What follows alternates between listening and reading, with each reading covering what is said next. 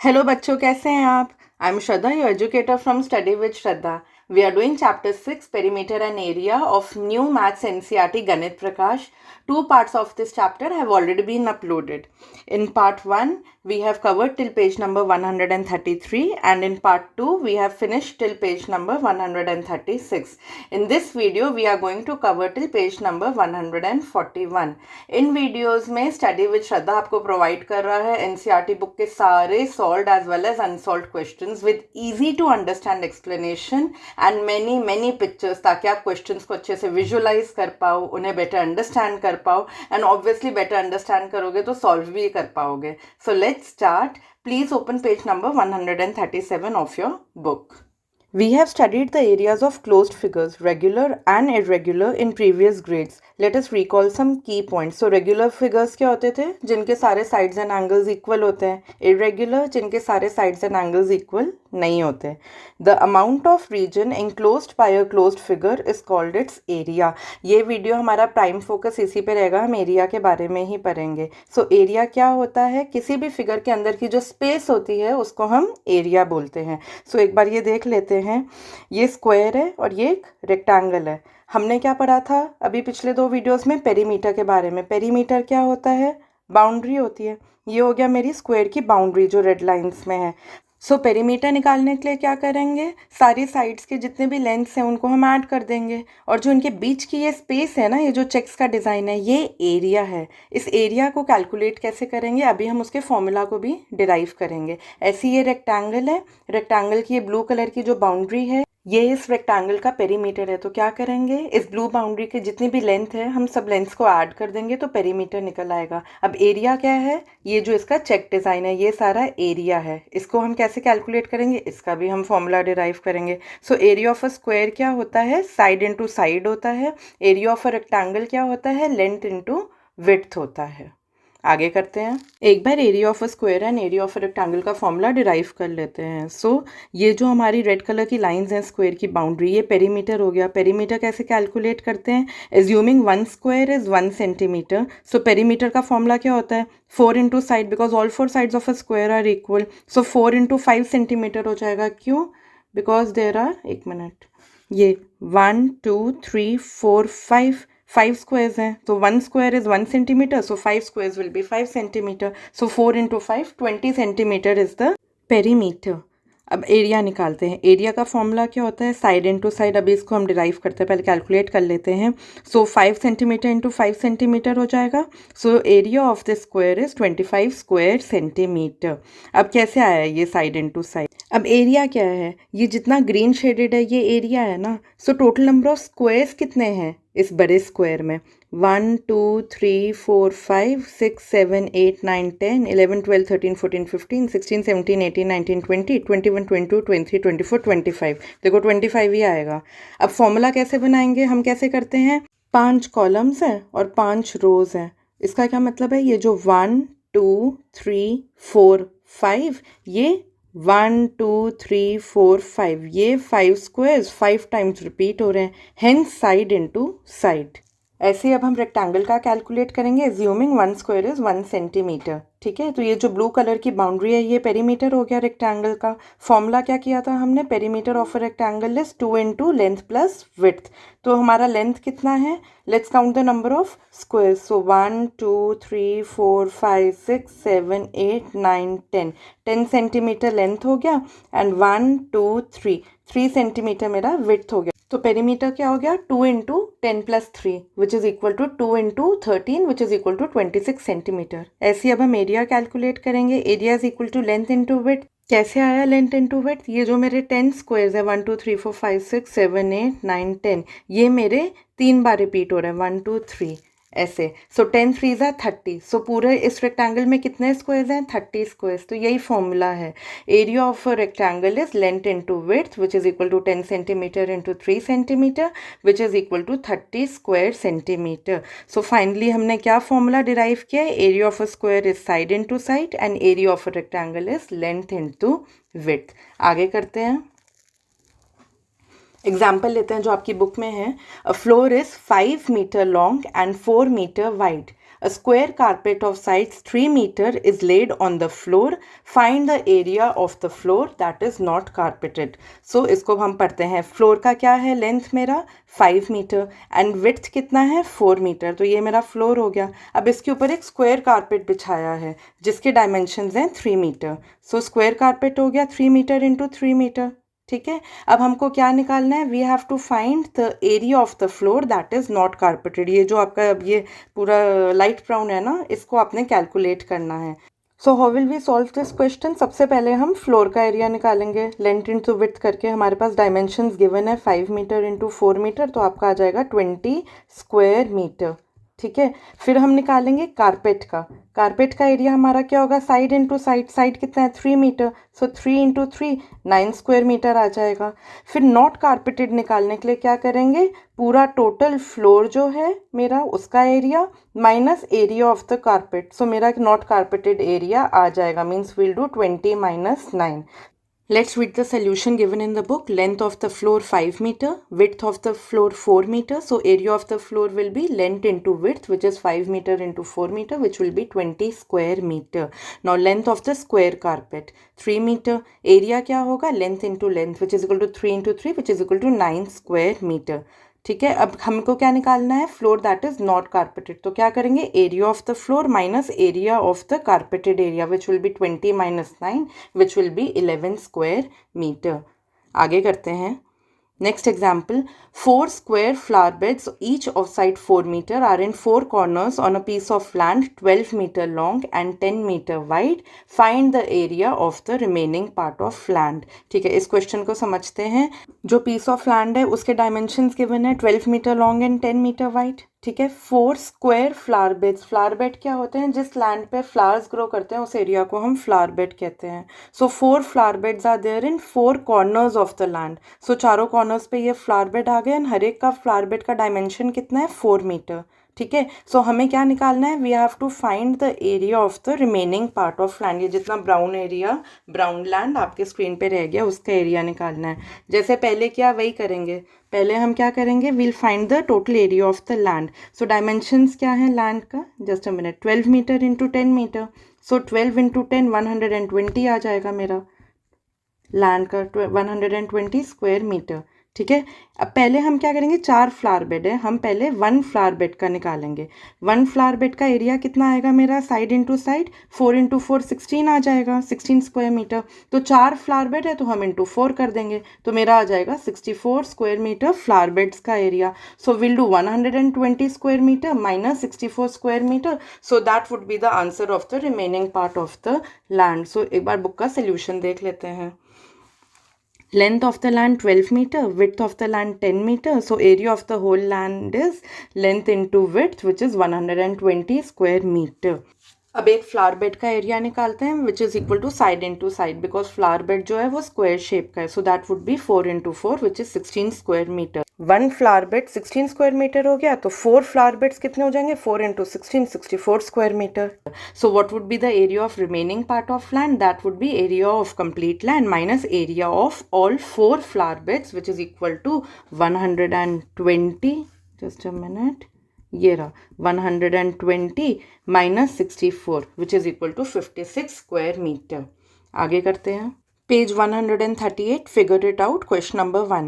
The area of a rectangular garden 25 meter long is 300 square meter. What is the width of the garden? अब इस question में क्या है, हमको area given है और लेंथ गिवन है, हमने विड्थ निकालना है. तो फॉर्मूला तो हम एरिया वाला ही निकालेंगे और फिर जो मिसिंग विड्थ है वो कैलकुलेट हो जाएगा. So this is a rectangular garden जिसका लेंथ है 25 metre and area is 300 square metre. Let's find out the width. So given क्या क्या है एक बार लिख लेते हैं, then what we have to find वो भी लिख लेते हैं. आप भी कोशिश किया करो, हर क्वेश्चन में ये मेंशन कर लिया करो what is given and what we have to find out. ट्रस्ट में कभी मिस्टेक नहीं होगी, नहीं तो क्वेश्चन सॉल्व करते करते भूल जाते हैं कि निकालना क्या है. So let's start doing it now. Solution हम एरिया का फॉर्मूला लिखेंगे. फॉर्मूलाज हमेशा लिखना, don't do direct calculation. Formula के भी मार्क्स होते हैं एंड यूनिट कसम खा लो कभी नहीं भूलना लिखना, आधा नंबर कटेगा. पेरीमीटर में हमेशा यूनिट होगा एंड एरिया में स्क्वायर यूनिट्स होगा. ठीक है। So area of the garden is length into width. Length मेरा गिवन है 25 मीटर्स, एरिया गिवन है 300 स्क्वायर मीटर। सो ये हम फॉर्मूला लिख लेते हैं। सो विड्थ क्या होगा, 25 मेरा इधर आ जाएगा equal to K, so it would be 25 equal to K right side में, इसको हम राइट हैंड साइड बोलते हैं, ठीक है। सो यहाँ मल्टीप्लाई हो रहा है तो इक्वल टू के लेफ्ट में आके ये डिवाइड हो जाएगा। ये हम डिटेल में अलजेब्रा में पढ़ेंगे कि why this happens. So 300 divide by 25 is equal to width. So width is 12 metres, ठीक है। So what is the answer, always write the statement. अगर क्वेश्चन वर्ड प्रॉब्लम या सिचुएशन सम स्टेटमेंट में question है तो आंसर एक final statement में ज़रूर डालना। So what is the question, what is the width of the garden, so answer would be the width of the garden is 12 meters. Question number 2. What is the cost of tiling a rectangular plot of land 500 meters long and 200 meters wide at the rate of ₹8 per 100 square meter? किस चीज़ का ध्यान रखना है, या पर 100 square metre given है rate. एक rectangular plot है 500 metre long and 200 metre wide, ठीक है। उस पर हमको ये टाइल्स लगानी है। सो क्या क्या गिवन है एक बार इसको लिख लो सारा, एंड उसके बाद we'll write what we have to find the total cost of tiling. Let's start solving it. Area of the plot कितना हो गया, 500 इंटू 200, लेंथ इंटू विड्थ करेंगे तो कितना आ गया, 1 लाख स्क्वायर मीटर आ गया मेरा, ठीक है। 5 2s are 10 and then 4 more zeros। इस तरह से किया करो, हंड्रेड्स वाले मल्टीप्लिकेशन तो कभी मिस्टेक नहीं होगी, ठीक है। आगे करते हैं। What is given now, it's given the cost of tiling 100 square meter per 100 means 100 right is ₹8। इसमें हम यूनिटरी मेथड अप्लाई करेंगे। यूनिटरी मेथड क्या है कि 100 स्क्वायर मीटर का गिवन है तो 1 यूनिट का निकालो, मीन्स 1 स्क्वायर मीटर का निकालो। सो 1 स्क्वायर मीटर का कितना होगा, 8 डिवाइड बाय 100 रुपीज़ हो जाएगा। नाउ 1 स्क्वायर मीटर का हमको मालूम है और हमको निकालना है 1 लाख स्क्वायर मीटर का, तो हम इस 8 बाय 100 को मल्टीप्लाई कर देंगे 1 लाख से।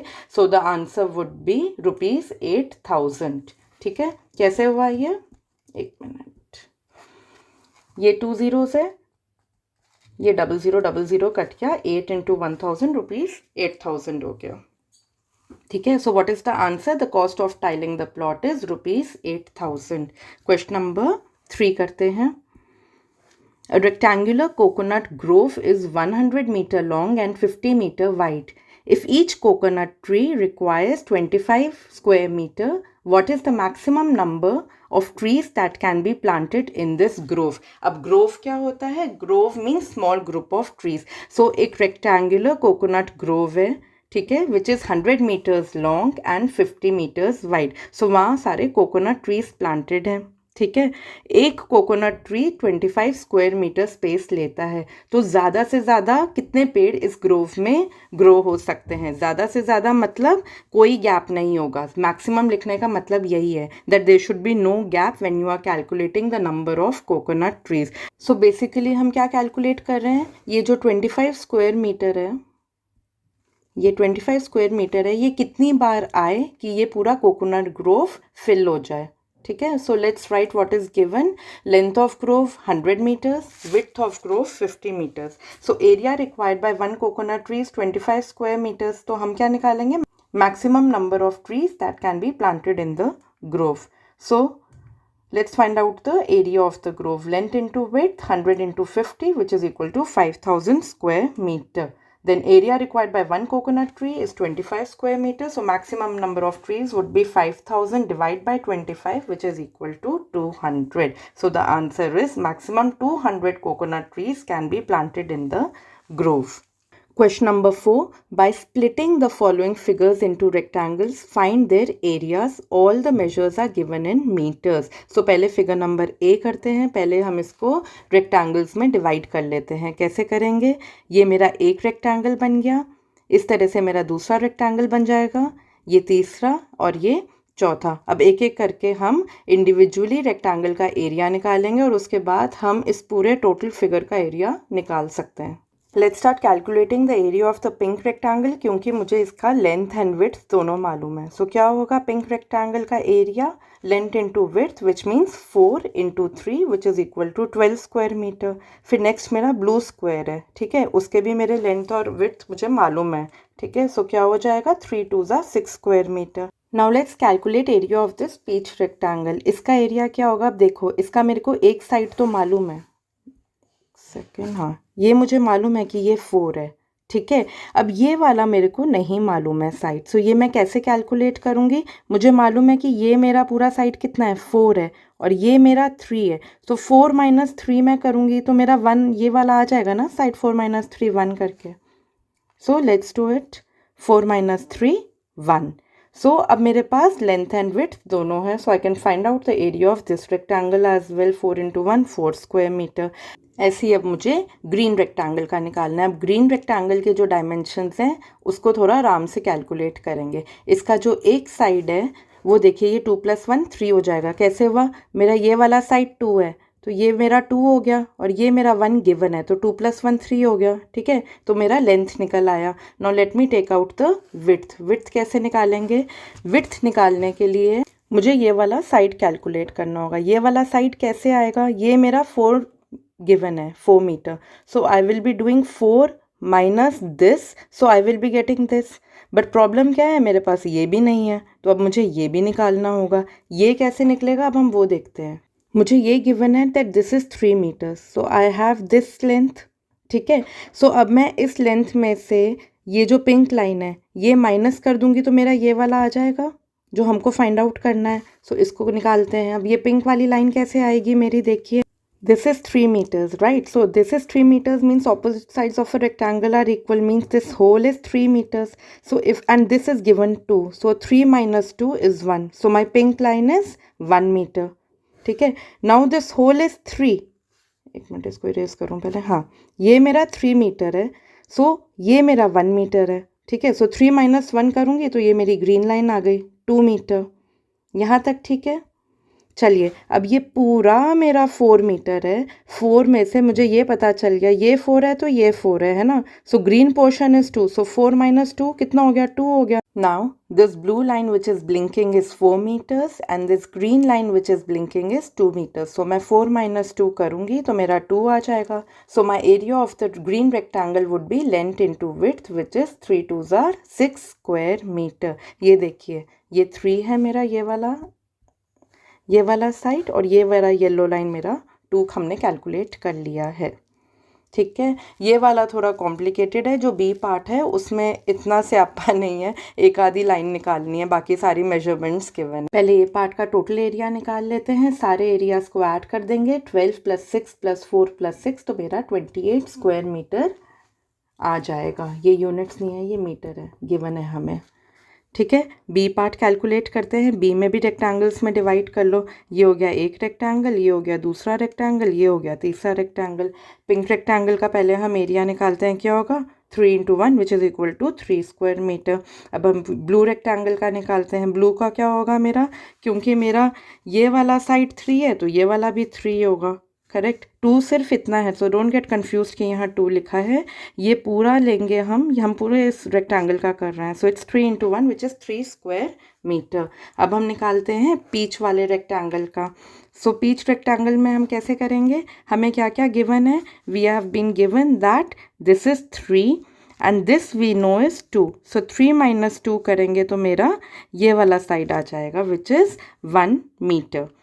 देखिए ये 2 है मेरा, सो ये जो येलो लाइन है वो मेरा हो जाएगा, जो ब्लिंक कर रही है 1 मीटर हो जाएगा. So I know my length is 3 metre and my width is 1 metre. So area क्या हो जाएगा मेरा, length into width 3 square metre. So इस पूरे फिगर बी का टोटल एरिया मेरा क्या हो जाएगा, 3 square metre plus 3 square metre plus 3 square metre. इन तीनों को ऐड करेंगे तो मेरा आ जाएगा 9 स्क्वायर मीटर. नेक्स्ट क्वेश्चन है मेरा पेज 139 पे, फिगर इट आउट। ये टैनग्राम का क्वेश्चन है। So cut out the tangram pieces given at the end of your textbook. So आपके टेक्स्ट बुक के एंड में इस तरह से आपको टैनग्राम मिलेगा, उसके आप पीसेस कट करके ये क्वेश्चंस करेंगे। So let's start with question number 1। Explore and find out how many pieces have the same area. अब विजुअली अगर आप इसको देखो तो देखते ही आपको क्या लगता है? मुझे ऐसा लगता है दैट ए एंड बी का एरिया सेम है। सो आपकी बुक में ये हिंट भी गिवन है कि in the tangram pieces, by placing the shapes over each other, we can find out that shapes A and B have the same area। कैसे पता चलेगा? एक के ऊपर एक प्लेस करके। सो ये मैंने शेप B को शेप A के ऊपर प्लेस कर दिया, एग्जैक्टली उसके ऊपर प्लेस हो गया। इट मीन्स इनका एरिया सेम है। ऐसे ही आप सी एन ई का भी देख सकते हैं। So when you see shape C and E and E को आप ऐसे प्लेस करोगे सी के ऊपर तो एग्जैक्ट उसके ऊपर आ जाएगा, मीन्स सी एन ई का भी एरिया सेम है। सो मेरा आंसर क्या है? Following shapes have same area, shapes A and B, shapes C and E. Let's do next question. Question number 2. How many times bigger is shape D as compared to shape C? अब हमको किसको compare करना है? Shape D and shape C को, and what is the relationship between shapes C, D and E? So let's look at these three shapes now. पहले हम क्या देखेंगे? Shape C and E को, क्योंकि हम ये question number 1 में already देख चुके हैं that shape C and shape E have the same area. Now hint क्या given है? You would have also figured it out that shape D can be exactly covered using both shape C and E, which means D is twice मतलब double the area of shape C और shape E। ये देखते हैं इसका क्या meaning है। Shape D अगर आप लेंगे, सो अगर आप सी एन ई को इसके ऊपर प्लेस करेंगे तो एग्जैक्टली कवर कर लेगा वो डी को। इसका क्या मतलब है? जो शेप डी है हम ये बोल सकते हैं कि वो शेप सी का डबल है। हम ये भी बोल सकते हैं कि जो शेप डी है वो शेप ई का डबल है। क्वेश्चन नंबर 3 करते हैं। Which shape has more area, shape D और shape F? Give reasons for your answer. अब हमने क्वेश्चन नंबर 2 में तो ये देख लिया है कि जो शेप डी है वो सी और ई का डबल है। ठीक है, shape D is twice the area of shape C या शेप ई। ठीक है, अब हम f को देखते हैं। f का रिलेशन c और e के साथ निकालेंगे हम इसमें। अब हम इसको जब f के ऊपर हम शेप c प्लेस करेंगे ना तो एग्जैक्टली दो c आ जाएंगे। It means that shape f is also twice the area of shape c या shape e। Now since d is also twice shape c और e and f is also twice shape c और e, so we can say that shape d and shape f have same area. ठीक है, let's do question number 4. Which shape has more area, shape F or shape G? Give reasons for your answer. So now we are going to compare shape F and shape G. So F का हमने अभी देख लिया question number 3 में that it is twice shape C और shape E. अब G का relation देखते हैं इन छोटे वाले triangle shape C and shape E के साथ। क्या होगा? अब हम C और E को इसके ऊपर प्लेस करना स्टार्ट करते हैं तो एग्जैक्टली दो स्मॉल ट्राइंगल्स प्लेस हो जाएंगे। इसका क्या मतलब है? जो शेप G है it is twice the area of shape C और शेप E। अब F भी ट्वाइस है C और E के और G भी ट्वाइस है C और E के, तो इसका क्या मतलब है? दैट शेप F और शेप G का एरिया सेम है। ठीक है, let's do question number 5. What is the area of shape A compared to shape G? Is it twice as big, 4 times as big? अब आपने A को compare करना है G के साथ। सो हम क्या करेंगे? G को A के ऊपर प्लेस करना स्टार्ट कर देते हैं। एक G प्लेस किया, अब इतना हमारा बच गया है। अब हम क्या करें, क्योंकि ये तो ट्राइंगल शेप है। अब ये हम प्रीवियस क्वेश्चंस में कर चुके हैं कि जो शेप G है it is twice the area of small triangles जो C और E है ना। सो we can say that area of shape G is 2 times the area of shape C और shape E। तो क्या करते हैं? इन स्मॉल ट्राइंगल्स को प्लेस कर देते हैं। इस तरह से मैंने एक इधर प्लेस कर दिया और एक इधर प्लेस कर दिया तो एग्जैक्टली 2 प्लेस हो गए। तो मेरा जो बड़ा वाला ट्राइंगल है शेप A वो कवर हो गया। So now 2 E's make G। इतना तो समझ में आ गया ना। E एंड E जो दो स्मॉल ट्राइंगल हैं वो एक G बनाते हैं, ये हम कर चुके हैं। Right, so what can we say? The big triangle A is 2 times shape G, क्योंकि एक ये हो गया और ये जो दो ट्राइंगल्स बचे हुए हैं ये भी एक G बनाते हैं। Question number 6. Can you now figure out the area of the big square formed with all the 7 pieces in terms of area of shape C? अब इसमें क्या करना है, ये जो मेरा बड़ा वाला स्क्वायर है इसका एरिया हमको निकालना है in terms of shape C, मतलब ये C का कितना टाइम्स है. एक एक करके स्टार्ट करते हैं. ये हो गया 1, count with me, 1 2 3 4 5 6 7 8 9 10 11 12 13 14 15 and 16. So हम क्या conclude कर सकते हैं, that the area of big square formed is 16 times the area of shape C. Let's do the next question now. Arrange these 7 pieces to form a rectangle. What will be the area of this rectangle in terms of the area of shape C? Now give reasons for your answer. Question number 7 बहुत ध्यान से सुनना, because a very important concept is going to stem out from this. ठीक है, so इसको हम इस तरह से अगर अरेंज करें तो एक रेक्टेंगल बन गया. exactly यही शेप्स ली हैं. ठीक है, सो अब हम क्या करेंगे, area of rectangle will also be 16 times the area of shape C. क्योंकि मेरे शेप सेम है ना, उसको चाहे मैं स्क्वायर फॉर्म में रखूं चाहे रेक्टेंगल फॉर्म में रखूं, 16 टाइम्स अगर मैं शेप सी, ट्राइंगल सी लूँगी, सो वो पूरे रेक्टेंगल को कवर कर लेगा जैसे उसने पिछले क्वेश्चन में किया था. So the area of big square is equal to area of rectangle. ये रहा मेरा बिग स्क्वायर और ये रहा मेरा रेक्टेंगल, इनका एरिया सेम है which is 16 times 16 into area of shape C. And this area is same because the total area of all the pieces, जो इंडिविजुअल पीसेज है, विल रिमेन सेम, चाहे उनको आप जैसे भी अरेंज करो, irrespective of their arrangement. Let's do next question now. Are the perimeters of the square and the rectangle formed from these 7 pieces different or same? Give an explanation for your answer. अब हम इन दोनों shapes को, big square and big rectangle का perimeter निकालेंगे और ये देखेंगे. हमने ये तो देख लिया कि एरिया सेम है, ठीक है, it is 16 times the shape C. Now we will see whether the perimeter is same और not. So perimeter of rectangle and square will be different because perimeter depends upon the shape. Next slide में let us see ये perimeter different क्यों है, कैसे है. So मान लो कि ये एक square है 4 सेंटीमीटर साइड का and ये एक rectangle है जिसके dimensions हैं 8 सेंटीमीटर and 2 सेंटीमीटर. ठीक है, पहले हम square का निकालते हैं एरिया. एरिया क्या होगा, side into side which is 4 into 4 which is 16 square centimetre. इस स्क्वायर का अब हम पेरीमीटर निकालते हैं. पेरीमीटर का फॉर्मूला क्या होता है, 4 into side, so it is 4 into 4 which is 16 centimetre.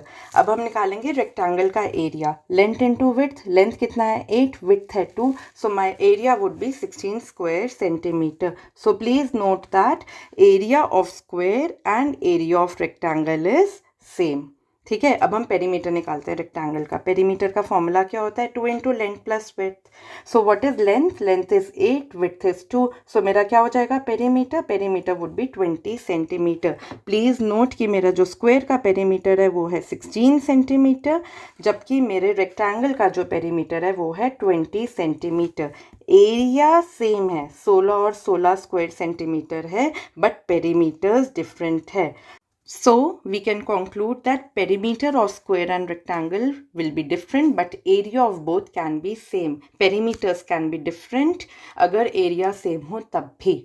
ठीक है, now let's do the next question. Look at the figures given below and guess which one of them has a larger area. तो 2 figures given है आपकी book में, A and B. हमको देखना है, estimate करना है कि किस शेप का एरिया ज़्यादा है. So what we have to do, we have to take a squared grid paper. We can estimate the area of any simple closed shape by using a sheet of squared paper or graph paper where every square measures 1 unit into 1 unit or 1 square unit. So इस तरह का हमें graph paper लेके इसको find out कर सकते हैं कि किसका एरिया ज़्यादा है. कैसे करेंगे, to estimate the area we can trace the shape onto a piece of transparent paper and then place the same on a piece of squared or graph paper and then follow the below conventions. तो क्या कह रहे हैं कि ये जो दोनों shapes हैं A and B, इसको आप एक स्क्वायर ग्रिड पेपर पे ट्रेस कर लो. ठीक है, अब क्या रूल्स हैं इसके? The area of one full small square of the squared और graph paper is taken as 1 square unit. So please focus on the square paper. इसमें 1 फुल स्क्वायर को हम क्या लेंगे? 1 स्क्वायर यूनिट. ठीक है, नेक्स्ट है ignore portions of the area that are less than half a square. So जो half a square से कम है, जैसे ये आपको आपके स्क्रीन पे दिख रहा है, ये जो शेप है ये हाफ स्क्वायर से कम पे आ रहा है, उसको हम इग्नोर करेंगे, मतलब 0 यूनिट लेंगे इतने पोर्शन को. Third point, if more than half of a square is in a region just count it as 1 square unit. Less than half को 0 लेंगे एंड मोर देन हाफ को हम 1 लेंगे, 1 फुल लेंगे. If exactly half the square is counted, we take its area as half square unit. And if it is exactly half, so उसको हम क्या लेंगे? half लेंगे. So क्या हुआ? 1 full square is 1 square unit. Less than half a square is 0. More than half a square is 1 square unit. And exactly half square को half square unit लेंगे. इन rules को follow करते हुए हम next question करेंगे. ठीक है? Find the area of the following figures. अब ये फिगर्स अगर आपको याद हो, हमने पेरीमीटर में भी किया था, हमने इनका पेरीमीटर निकाला था. अब हम इन शेप्स का एरिया निकालेंगे. Let's start doing it. First figure लेते हैं. इसमें हम पहले क्या देखेंगे कि हमारे फुल स्क्वायर्स कितने हैं. ठीक है, फिर हम देखेंगे हमारे हाफ स्क्वायर्स कितने हैं और फिर हम उनको ऐड अप करेंगे तो हमारा टोटल एरिया आ जाएगा. So what are the number of full squares? My number of complete squares are 3 and my number of half squares are 1 and 2 हो गए. सो इनको जब हम ऐड करेंगे तो 3 प्लस हाफ क्योंकि 2 हाफ स्क्वायर हैं. So my total area of this shape is 4 square units. ठीक है, नेक्स्ट करते हैं. पहले कंप्लीट स्क्वायर्स मार्क करते हैं, उसके बाद हम हाफ स्क्वायर्स मार्क करते हैं. ठीक है, अब इसमें हम नंबर ऑफ कंप्लीट स्क्वायर्स लिखेंगे. कितने हो गए नंबर ऑफ कंप्लीट स्क्वायर्स? 6 हो गए. And number of half squares कितने हैं मेरे? नंबर ऑफ हाफ स्क्वायर्स हो जाएंगे मेरे 6. सो अब जब हम इनको ऐड करेंगे, 6 प्लस हाफ ऑफ 6 कितना हो गया? 6 plus 3 which is 9 square units. Next question. Let's mark the complete squares. Let's mark the half squares and then let's count and add. That's it. So complete squares हो जाएंगे मेरे 7, half squares मेरे हो जाएंगे 6. Add करेंगे इनको, area निकालने के लिए ऐड करेंगे. 7 प्लस हाफ ऑफ 6, क्यों? हाफ स्क्वायर्स है 6, तो हाफ इंटू 6 कर दो तो 3 आ जाएगा. तो क्या हो जाएगा मेरा 7 प्लस 3? 10 square units. ठीक है, नेक्स्ट क्वेश्चन. इसमें भी पहले कंप्लीट स्क्वायर्स मार्क कर लो, फिर हाफ स्क्वायर्स मार्क कर लो और फिर इनको ऐड कर दो काउंट करके. तो कितने हो गए कंप्लीट स्क्वायर्स? 8 हो गए मेरे. हाफ स्क्वायर्स मेरे कितने हो गए? हाफ स्क्वायर्स मेरे हो गए 6. अब हम इसको ऐड कर देंगे 8 प्लस हाफ ऑफ 6, तो कितना आ जाएगा? 8 plus 3 which is 11 square units. Next topic is let's explore. Why is area generally measured using squares. अब इसमें बेसिकली क्या कह रहे हैं, जब हम एरिया मेजर करते हैं तो हम उसका जो यूनिट होता है स्क्वायर यूनिट्स क्यों लिखते हैं? Like 10 square units, 12 square units. Why not circle units? Why not circle centimetre? Why do we use the word square? So we draw a circle on a graph sheet with the diameter breadth of length 3. So क्या करते हैं, graph sheet लीजिए. ठीक है, उस graph sheet पे एक circle draw कर लो. ठीक है, now count the squares and use them to estimate the area of circular region. Square count कैसे करने हैं? जैसे अभी हमने पिछले एक्सरसाइज में किया था. जो 1 फुल स्क्वायर है उसको हम 1 स्क्वायर यूनिट लेंगे. जो मोर देन हाफ है उसको भी हम 1 लेंगे. जो लेस देन हाफ है, जैसे ये है फॉर एग्जाम्पल, इसको हम 0 लेंगे, we will not count it. And जो एग्जैक्टली हाफ है, फॉर एग्जाम्पल ये ले लो, सो दिस विल बी 1/2. ठीक है, सो इस तरह से करना है हमको ये. As you can see, circles can't be packed tightly without gaps in between. So what I'll do, I'll just read it first and then I'll explain it. Circles can't be packed tightly without gaps in between. So it is difficult to get an accurate measurement of area using circles as units. Here, The same rectangle is packed in two different ways with circles. The first one has 42 circles and the second one has 44 circles. So जो ये वाला rectangle है इसमें आपको 42 circles मिलेंगे and same rectangles में अगर circles का arrangement change कर दें तो 44 circles हो जाएंगे. So basically अब हम यहाँ prove करेंगे कि हम circles को unit of measurement of area नहीं ले सकते. तो पहला वाला अगर आप देखेंगे तो कुछ इस तरीके से दिख रहा है. Now can we measure the area of pink rectangle in terms of circle? आपको ये बीच में गैप दिख रहा है, ये गैप है मेरा, ये गैप है, ये गैप है. अगर ये सर्कल पूरे गैप्स को कवर ही नहीं कर रहा, सर्कल को हम जैसे भी अरेंज करें गैप्स हैं, तो एरिया कैसे निकलेगा? अब चाहे आप सर्कल को ऐसे अरेंज करो और थोड़ा टाइटली पैक कर लो, फिर भी आप देखो गैप तो रहेगा.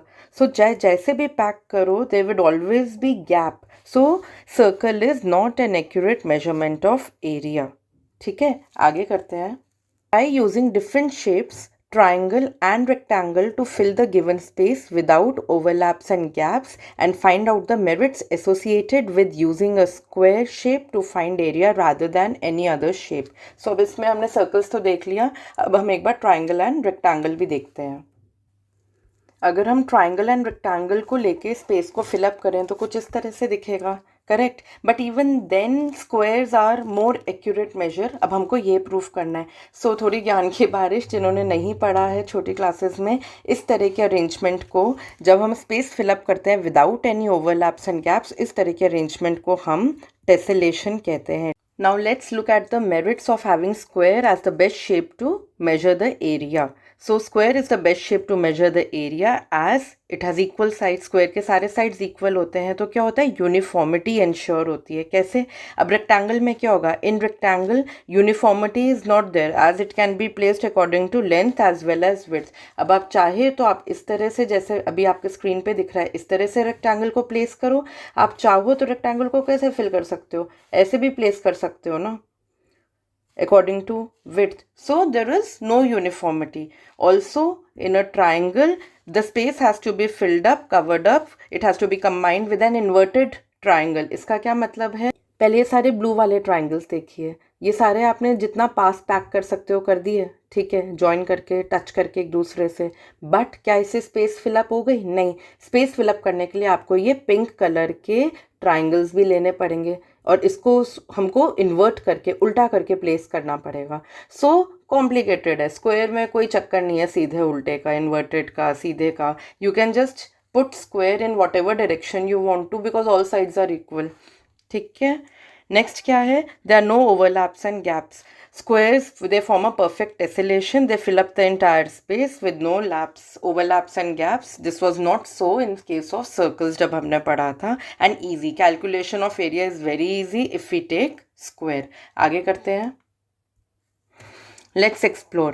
On a squared grid paper, 1 square is equal to 1 square unit. Make as many rectangles as you can whose lengths and widths are a whole number of units such that the area of rectangle is 24 square units. अब इसमें basically क्या कह रहे हैं कि आपने जो rectangles जितने बना सकते हो बनाओ, बट उनका area मतलब जो length into width है वो 24 square unit होना चाहिए. and whole numbers लेना, please don't go into decimals. So 24 square units है ना, तो एरिया का फॉर्मूला क्या होता है? Length into width. तो हम क्या करेंगे? 24 के फैक्टर्स निकाल लेंगे. So 1 24 are 24, 2 12 are 24, 3 8 are 24 and 4 6 are 24. So अब क्या करेंगे? हमारे पास दोनों डायमेंशंस आ गए. एक डायमेंशन ये है, एक डायमेंशन ये है. सो हम रेक्टेंगल्स बना लेंगे इस डायमेंशन के. तो पहले ये 1 and 24 का बना लेंगे, 1 and 24 का, फिर बना लेंगे 2 and 12 का, फिर बना लेंगे 3 and 8 का, और फिर बना लेंगे 4 and 6 का. ठीक है, ये 4 रेक्टेंगल्स पॉसिबल हैं जिनका एरिया 24 होगा. Let's start doing. पहला रेक्टेंगल लेते हैं. एरिया हो गया मेरा 24 square units length into width करके. सेकेंड रेक्टेंगल का एरिया हो गया 12 into 2 24 square units. Third rectangle का एरिया हो जाएगा 6 4 24 स्क्वायर यूनिट्स एंड आखिरी जो मेरा ग्रीन रेक्टेंगल है उसका एरिया हो जाएगा 6 4 24 स्क्वायर यूनिट्स। अब हम क्या करेंगे, इन चारों रेक्टेंगल्स के हम पेरीमीटर निकालेंगे। सो पहले पिंक रेक्टेंगल का पेरीमीटर निकालते हैं। Perimeter is equal to 2 into L plus B. तो एल प्लस बी कितना हो गया 24 प्लस 1, सो 2 इंटू 25 कितना हो गया 50 यूनिट्स। अब हम सेकेंड रेक्टेंगल का निकालेंगे, जो मेरा येलो रेक्टेंगल है उसका पेरीमीटर आ जाएगा 2 into 12 plus 2 28 units. Third rectangle का मेरा पेरीमीटर आ जाएगा 2 into 8 plus 3 22 units and fourth rectangle का मेरा पेरीमीटर आ जाएगा 2 into 6 plus 4 20 units. Please note that ये चारों रेक्टेंगल्स जिनके डायमेंशंस अलग हैं इनका एरिया सेम है। चारों रेक्टेंगल्स का एरिया मेरा 24 स्क्वायर यूनिट्स है बट चारों का पेरीमीटर डिफरेंट है। ये हम पहले भी कर चुके हैं टैनग्राम में, राइट। सो क्वेश्चन क्या है, which rectangle has the greatest perimeter. सबसे ज़्यादा पेरीमीटर किसका है, मेरा है पिंक रेक्टेंगल का। Rectangle with length 24 units and with 1 unit has greatest perimeter of 50 units. B part है, which rectangle has least perimeter. Rectangle with length 6 units and with 4 units has least perimeter of 20 units. ये जो green rectangle है उसका perimeter सबसे कम है 20 units. ठीक है, next करते हैं which is the last question. जो क्वेश्चन हमने अभी किया एग्जैक्टली वही है, बस एरिया 24 स्क्वायर सेंटीमीटर की जगह लिया हुआ है 32, दैट्स इट। सो वही करेंगे हम, पहले फैक्टर्स लेंगे। तो फैक्टर्स क्या हो गए 32 के, 1 32 are 32, 2 16 are 32, 4 8 are 32. So if you take a rectangle of area 32 square centimeter, what will your answers be? Given any area, is it possible to predict the shape of the rectangle with the greatest perimeter as well as least perimeter? Give examples and reasons for your answer. इसको हम करते हैं एक एक करके। पहले तो हम वही रेक्टेंगल्स निकालेंगे, तो 32 के सारे रेक्टेंगल्स ड्रॉ कर दो 32 एरिया के। तो पहला फैक्टर क्या है, 1 32 are 32, पहला हमारा लेंथ एंड ब्रेड्थ, तो इसका बना देंगे। नेक्स्ट है 2 16 are 32, तो 16 and 2 का बना दिया। फिर है 4 8 are 32, तो 8 and 4 का बना दिया। इन सब के एरियाज लिख लेते हैं। पिंक वाले का हो गया 32 1 32 स्क्वायर सेंटीमीटर, येलो रेक्टेंगल का हो जाएगा 16 2 32 स्क्वायर सेंटीमीटर एंड रेड वाले का हो जाएगा 8 4 32 स्क्वायर सेंटीमीटर। अब हम तीनों रेक्टेंगल्स का पेरीमीटर निकालेंगे। पेरीमीटर फर्स्ट वाले का क्या आएगा 66 सेंटीमीटर, येलो वाले का क्या आएगा 2 into 16 plus 2 36 centimetre and red वाले का आएगा 2 इंटू 8 प्लस 4, 8 प्लस 4 क्या हो गया 12, तो 2 12 24 सेंटीमीटर। ठीक है, एरियाज तीनों रेक्टेंगल्स के सेम है, पेरीमीटर्स डिफरेंट है। So what would be the rectangle with greatest perimeter, जिसका 66 सेंटीमीटर, 66 36 और 24 में 66 है ना सबसे बड़ा। So rectangle with length 32 centimetre and width 1 centimetre has the greatest perimeter. ठीक है, एंड लीस्ट पेरीमीटर किसका हो गया 24 सबसे कम है। So rectangle with length 8 centimeter and width 4 centimeter has the least perimeter of 24 centimeter. अब ये क्वेश्चन यहाँ नहीं खत्म हुआ है, इन्होंने और क्या पूछा है, given any area is it possible to predict the shape of the rectangle with greatest perimeter and least perimeter। मतलब बिना ये सब कैलकुलेशंस के क्या आप प्रिडिक्ट कर सकते हो, can you tell without doing these actual calculations की किस रेक्टेंगल का पेरीमीटर ज़्यादा होगा किसका कम होगा, just by looking at the shape of the rectangle. अब हम इसका आंसर देखते हैं। Let's take these two rectangles। ये वाला जो पहला रेक्टेंगल है वो थोड़ा लंबा है एंड विड्थ कम है। जो दूसरा रेक्टेंगल है that is like more balanced, बोल लो सॉर्ट ऑफ स्क्वेयरिश, वो लेंथ एंड विड्थ आसपास ही है।